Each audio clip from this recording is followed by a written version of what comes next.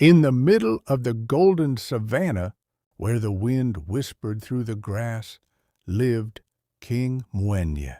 He sat on a black wooden throne and wore fine kente robes. Mwenye wanted to own everything in his kingdom. He counted every grain of sand. He believed that to rule today, you must own everything today. But every evening when the sun went down, he felt worried. He was afraid of one thing he could not keep in his treasury: tomorrow. One morning, King Mwenye called his fastest herald. "Go to every village and every crossroad," the king said in a loud, deep voice. "Tell everyone that the king wants to know who owns tomorrow. I will give plenty of gold to anyone who can bring tomorrow to my palace and put it in my hands. I want my kingdom to stay the same forever." Days later, a rich merchant came to the palace gate. He came with many camels carrying fine silk. He bowed low before King Mwenye and showed him a shiny hourglass filled with diamond dust. "Great king," the merchant said proudly, "tomorrow belongs to the rich. With this glass, you can count every second before it comes. If you buy enough time, you can control the future." Mwenye shook his head. The sand in the glass only reminded him of what he was losing. King Mwenye was tired of the greedy and proud answers, so he decided to find the truth himself. He removed his crown and wore a simple white cloth. He walked far until the palace looked very small behind him. He walked toward the great baobab tree. It was the oldest tree in the world. People said its roots drank from the well of memory. Under the big branches of the baobab tree sat Busara. She was an old woman.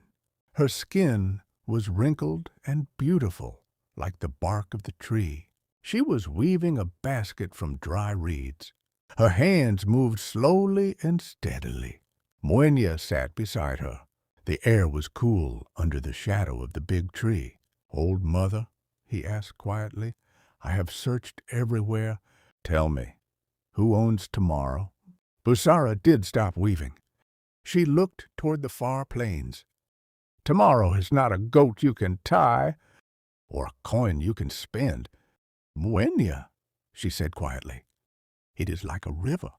Only those who know how to swim can use it."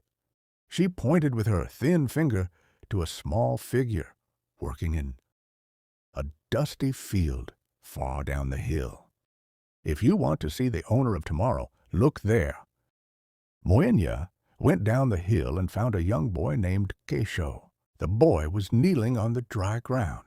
He was digging small holes with a small wooden tool. Beside him was a basket of small, dry seeds.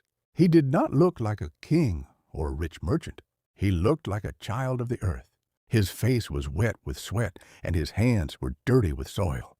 "Child," Mwenye called out, "why are you working in this hot sun? These seeds will not become trees for many years. You will be a grown man before you can sit under their shade or eat their fruit. Why waste your today for a tomorrow that may never come?"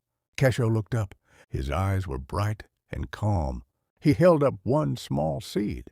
He held it carefully like a fine jewel. "I am not planting these for myself, traveler," Kesho said with a smile full of wisdom.